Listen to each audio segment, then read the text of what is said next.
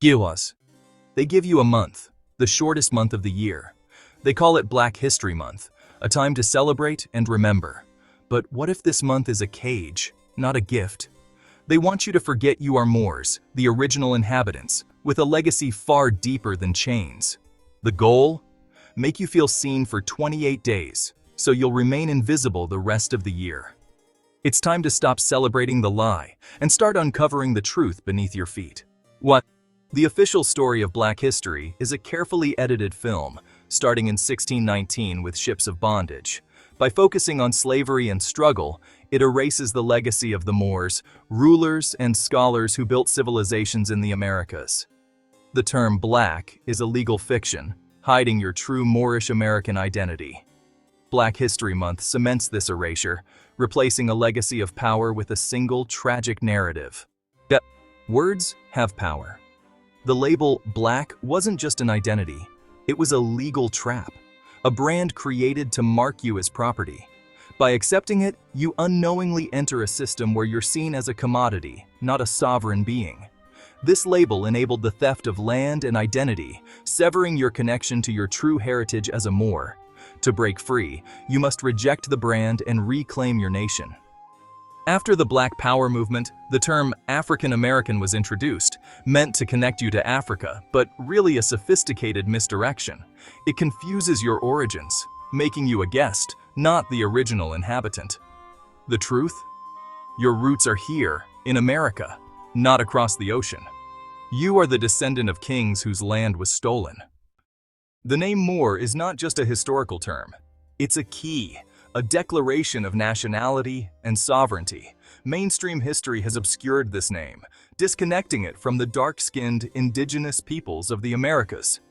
To reclaim the name Moor is to reclaim your identity, your legacy, and your birthrights. You are not Black. You are not African American. You are a Moor.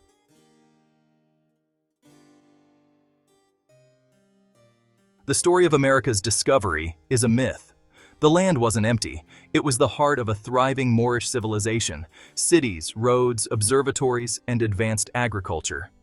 Europeans erased this legacy, branding the land terra nullius, nobody's land, to justify theft. The doctrine of discovery, backed by the Vatican, declared non-Christian lands free for the taking, erasing the true sovereigns from history. By rewriting your history to begin with slavery, they severed your claim to the land and recast you as a perpetual outsider.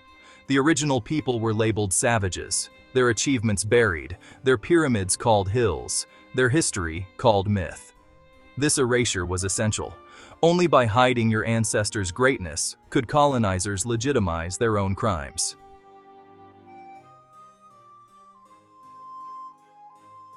After the Moorish strongholds fell, history was whitewashed, literally and figuratively. Moorish rulers and scholars were repainted as white, their features erased from statues, books, and films. The Olmec head's broad features became a mystery, and the Moorish legacy was fragmented, redefined, and hidden. This campaign wasn't just about the past, it was about controlling who you see as powerful today. By erasing dark-skinned leaders, the system robbed you of role models and broke your connection to a legacy of rulership. School curriculums skip from Egypt to Rome, skipping the Moorish Empire, confining your story to slavery. The whitening of history is an ongoing strategic erasure designed to keep you from knowing the true color of power.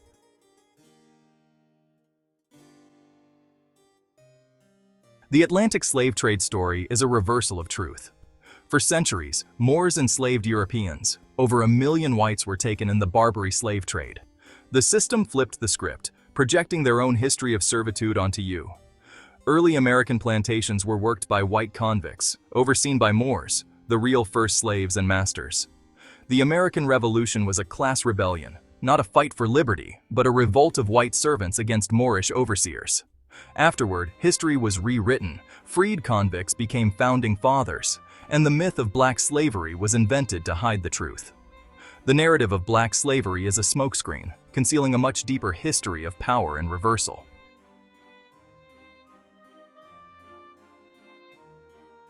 The erasure of the Moorish legacy is an intellectual heist. Your ancestors were not just laborers. They were the scientists, mathematicians, and doctors who sparked the European Renaissance. By restricting your history to slavery, the system denies your legacy of genius and leadership. The libraries, universities, and scientific advancements of Europe were built on knowledge brought by the Moors. This erasure limits your sense of potential, keeping you focused on struggle instead of your heritage of mastery. Black History Month celebrates the fight for literacy, but ignores that your ancestors built the libraries.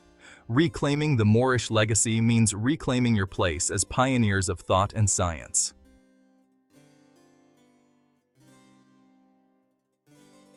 The theft of a continent was justified by the doctrine of discovery, papal decrees granting Europeans the right to conquer non-Christian lands. By declaring the land terra nullius, they erased entire civilizations with a stroke of a pen. The doctrine authorized violence, fraudulent treaties, and enslavement, providing legal and spiritual cover for dispossession. This was not discovery, but a blueprint for theft, blessed by the Church. The consequences were immediate: nations destroyed, people enslaved, history rewritten. The doctrine's legacy still shapes property law and dispossession in America today. Understanding this rigged system is the first step to reclaiming the truth.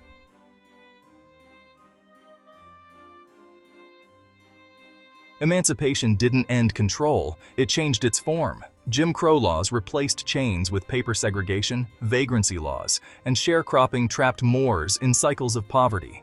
Economic and social prisons were enforced by law and violence, denying access to opportunity and wealth.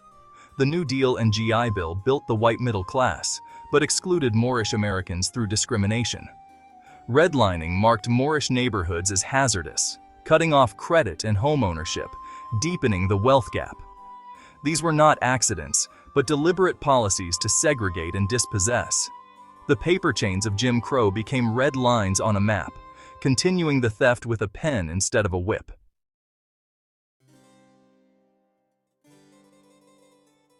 The most sophisticated trap is the one you do not even know you are in. It operates in the world of commerce, contracts, and legal fictions. The moment you were born, a birth certificate was created. You think this document is a record of your life, but in the eyes of the system, it is the creation of a commercial entity, a corporate fiction. This legal fiction has your name, written in all capital letters, but it is not you. It is a vessel, a placeholder that the state can interact with, tax, and control. You, the living man or woman, have been unknowingly tethered to this corporate double your entire life. This entire game is governed by something called the Uniform Commercial Code, or UCC. The UCC is the law of contracts and commerce, and under its rules, everything is a transaction. The state interacts with your corporate fiction, not with your sovereign self. It treats you as a commercial subject, and in this world, silence is considered consent. By not challenging this arrangement, by continuing to use the all-caps name on your driver's license, your bills, and your bank accounts, you are tacitly agreeing to be a debtor in their system. You are consenting to be a ward of the state, a commodity to be managed. This is how they keep you in economic servitude. As a debtor in their system, you are always liable. Your labor, your property, and your future are all collateral for the national debt. The system is designed to extract wealth from your corporate fiction through taxes, fines, and interest. It is a brilliant and diabolical scam. They have turned your very identity into a business, and you are the product. They control the legal entity associated with you, and because you believe you are that entity, they control you. Your unknowing consent to play this commercial game is the source of their power over your economic destiny. The path to freedom lies in understanding this game. You must learn the difference between your living, breathing self and the legal fiction created by the state. The solution is to reclaim your status as the creditor, not the debtor. By understanding the UCC and using its own rules against it, you can reclaim your rights, title, and interest. Filing a UCC-1 financing statement is a declaration of your sovereignty, a way to secure your claim over your own name and property. It is how you move from being a pawn in their commercial game to becoming the bank. This is how you break the invisible chains of the birth certificate trap.